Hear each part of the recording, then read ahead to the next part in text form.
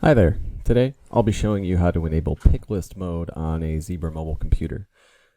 Picklist mode is so if you have a set of barcodes that are very close to each other, this is going to help improve accuracy within scanning so it doesn't scan the wrong barcode.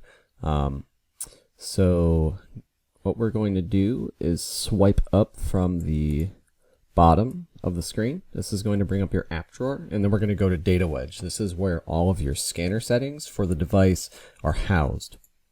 So we're going to go ahead and tap on that, and then you'll see three profiles. 90% of the time you're going to be working with profile 0. DW Demo is strictly for the DW Demo application, which is sort of just a scan test application. So if you need to set any settings for that, you would do that here. And Launcher is strictly just for when you're on the home screen. It's very rarely, if ever, used.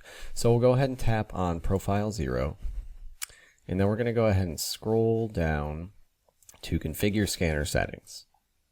And then in Configure Scanner Settings, we're going to go to Reader Params, and then we're going to scroll down until we find Picklist. Now you're going to tap on that, and you're going to be presented with two different options: Hardware Picklist and Software Picklist.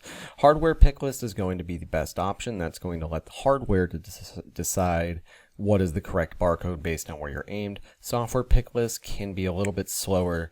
They're pretty much indistinguishable, but I usually go Hardware Picklist. So let's go ahead and tap on that. We'll hit the home button, and then that setting will be applied. Thanks for watching.